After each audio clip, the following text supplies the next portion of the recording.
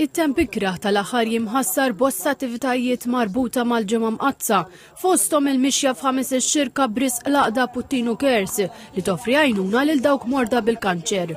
Minkejja li dan ma kienx jawgura tajjeb għal maratona ta' ġbir ta' fondi li tibda fl-għodwa tal-ġimgħa l-kbira, is-somma finali tal-maratona xorta waħda laħqet dik tas-sena l-oħra.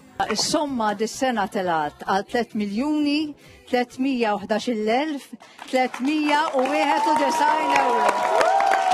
Dan ifisser li donazzjonijiet ta' din is-sena mhux biss laħqu dawk tal-2025 meta nġabru 3.2 miljun euro.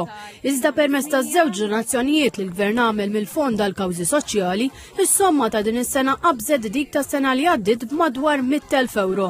Din ix-xejra għalhekk tibqa' konsistenti ma' dik tas-sena li għaddiet, meta wkoll kienu nġabru 100,000 euro fuq is-sena ta' qabel. Fost l-esperjenzi li spikkaw matul ix-xandira tal-bieraħ kien hemm dik ta' Xkejk Naelli.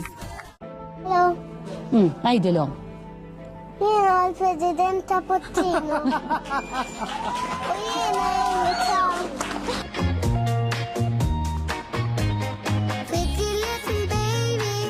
Ej millum fi qed mill-kanċer, iżda l-vjaġġ kien jibes u t-tobba kellhom jaqtaw la riġel minnhom biex jisalvawha.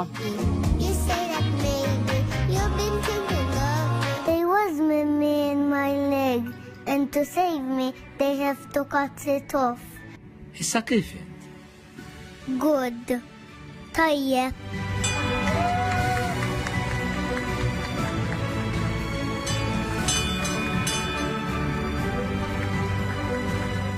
And I walk by myself. Id-donazzjonijiet miġbura fil-maratona ta' din is-sena se jintużaw biex jitlesta x-xogħol fuq il-binja ġdida ta' Puttinu fiċ-ċentru ta' Londra li se toffri 29 appartament għal pazjenti Maltin waqt li jkunu qed jirċievu kura fl-Ingilterra. Dawn se jżiedu mal-20 appartament li Puttinu diġà qed joffri f'Sutton. Nixtiequ għal darb'oħra nirringrazzjaw lil kull min emmen fil-proġett ta' Puttinu.